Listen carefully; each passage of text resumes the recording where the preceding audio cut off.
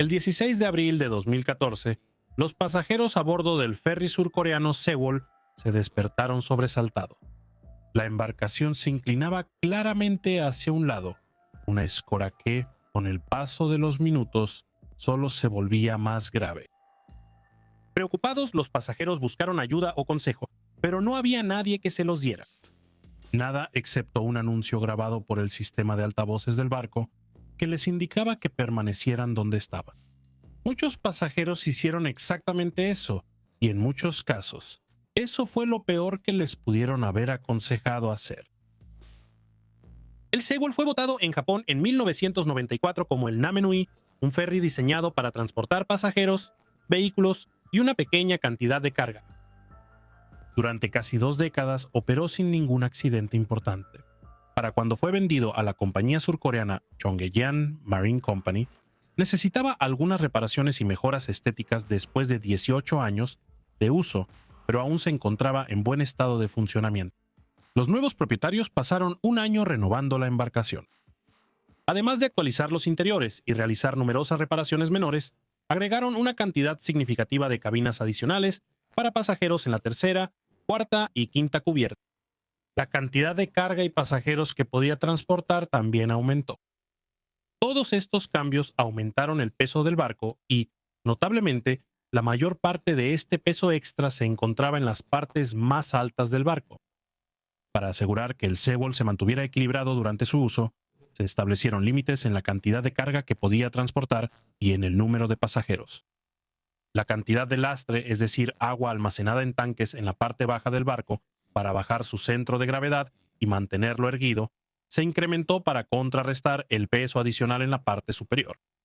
Con estas precauciones implementadas, el barco renovado pasó todas las inspecciones de seguridad necesarias realizadas por el Registro Coreano de Buques. Declarado seguro, el ferry entró en servicio el 15 de marzo de 2013.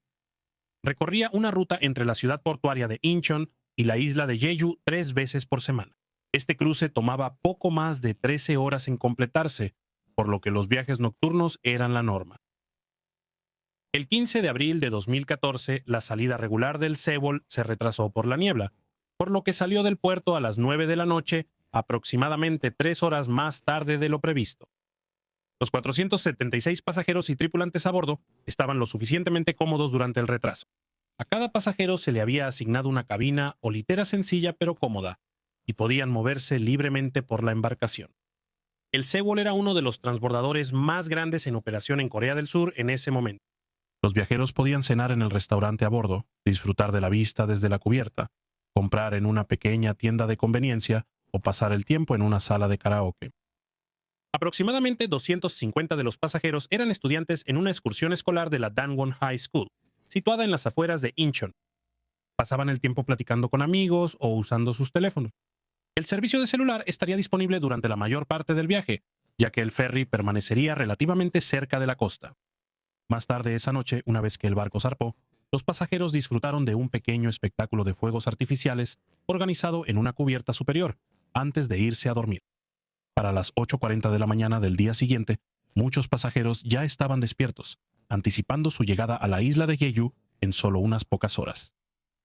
El desayuno se estaba sirviendo en el restaurante a bordo, y los estudiantes se estaban vistiendo y preparando para el día que les esperaba. Sin embargo, a las 8:48 de la mañana, el barco hizo un giro inusualmente brusco. El giro fue tan abrupto que hizo que la embarcación se inclinara hacia babor. La carga en las partes inferiores del barco se deslizó por la cubierta ahora inclinada, acumulándose en el lado de babor y haciendo que se inclinara aún más. Los pasajeros en todo el barco se alarmaron por la inclinación repentina, pero en cuestión de minutos se hicieron anuncios diciéndoles que mantuvieran la calma, permanecieran donde estaban, se pusieran los chalecos salvavidas y esperaran más instrucciones. Ellos obedecieron. El mensaje grabado se repetía mientras esperaban, y mientras esperaban, la inclinación del barco se hacía cada vez más pronunciada. Una puerta lateral que daba al compartimento de carga ya estaba sumergida, permitiendo que el agua entrara, lo que añadía más peso a un lado del barco y hacía que la inclinación se acelerara. El Sewol ya había pasado el punto en el que podía enderezarse. Nada de lo que alguien pudiera hacer ahora evitaría que volcara. Sin embargo, en las cabinas de pasajeros, las instrucciones de quedarse en su lugar seguían repitiéndose. Los estudiantes, muchos de los cuales siempre habían recibido de sus padres y maestros la indicación de seguir instrucciones en caso de emergencia, así lo hicieron, aunque debatieron intensamente si quedarse en su lugar era lo correcto.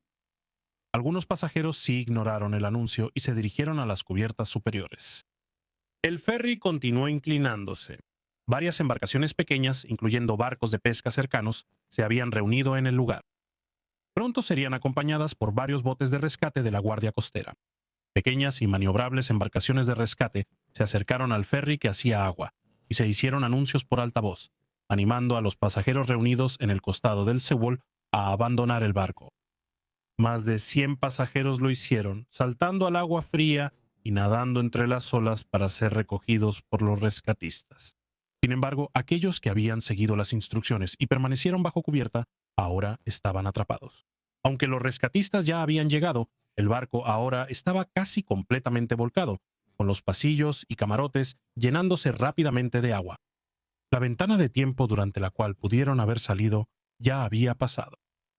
Algunos pasajeros tuvieron tiempo de darse cuenta de su situación y enviar mensajes finales y desesperados usando sus teléfonos celulares. El último de estos mensajes fue enviado a las 10:17 de la mañana. Después de ese momento, ya no hubo más comunicación con los pasajeros atrapados bajo cubierta. Para la 1:03 de la tarde de ese día, el barco estaba completamente sumergido, dejando poca esperanza de supervivencia. A pesar de esto, algunos medios de comunicación comenzaron a informar que todos a bordo del Sewol habían sido rescatados. Esto no era cierto de ninguna manera. 304 de las 476 personas que habían estado a bordo del ferry murieron en el hundimiento. 8 de cada 10 víctimas del desastre eran niños. En los días que siguieron al hundimiento se puso en marcha una operación de rescate masiva con la esperanza de que pudiera haber algunos sobrevivientes atrapados en una bolsa de aire dentro del barco volcado. Esto resultó no ser así, y además del ya insuperable número de muertes, varias personas más murieron durante el esfuerzo de rescate y recuperación. Un oficial naval murió a causa de una lesión recibida durante su trabajo, y 2 de los 500 buzos que ayudaron en la operación tuvieron dificultades y fallecieron. Además, un helicóptero que regresaba del sitio del naufragio se estrelló, matando a 5 personas. En total, entonces, se sumaron 8 muertes más al saldo del propio hundimiento. Tras esta tragedia, se inició una investigación para determinar su causa. A lo largo de varios meses, salieron a la luz detalles tanto sobre el Sewol como sobre el desarrollo del rescate. Parecía que el Sewol era significativamente menos estable de lo que debería haber sido. El peso de la carga no asegurada a bordo había excedido el límite que se había establecido después de su remodelación. Asimismo, la cantidad de lastre había sido menor que el mínimo estipulado, ya que algunos tanques de lastre se vaciaron para hacer más espacio para la carga. También parecía que se había añadido peso extra en forma de accesorios y acabados de mármol pesado en algunas cubiertas de pasajeros después de que el ferry había sido inspeccionado. Al menos un capitán regular del Sewol había notado que el barco era algo inestable, pero creía que esto se debía a la remoción de una rampa lateral, no al exceso de peso y la falta de lastre. La capacitación de la tripulación para emergencias había sido mínima en la compañía Chonghaejin Marine, con un presupuesto anual para certificación de seguridad de solo 2.600 wones coreanos, el equivalente a unos $2 estadounidenses. La condición desequilibrada del ferry se agravó por el giro inusualmente brusco que realizó en la mañana del hundimiento, un giro que pudo haber sido resultado de una mala comunicación. En ese momento, quienes estaban a cargo de los controles eran un tercer oficial y un timonel. El tercer oficial daba órdenes al timonel y el timonel giraba el timón que controlaba la embarcación. La inclinación comenzó después de una maniobra estándar de 5 grados, ordenada por el tercer oficial y ejecutada por el timonel. Cuando esto provocó que el barco comenzara a inclinarse, el tercer oficial ordenó al timonel girar el timón en la dirección opuesta, pero el timonel ya había comenzado instintivamente a revertir el giro. Así que, cuando siguieron esta orden y giraron el timón en la dirección opuesta, lo giraron de nuevo hacia el otro lado, aumentando la brusquedad de la maniobra y agravando la inclinación. Además de esto, una vez que comenzó el hundimiento, no se tomaron medidas decisivas. La tripulación del puente no pudo operar el sistema de altavoces, lo que significaba que no se podían dar órdenes a los pasajeros.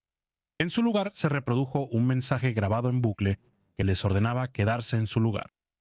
Este mensaje había sido activado por un oficial de comunicaciones que en ese momento no estaba bien informado sobre la naturaleza de la emergencia.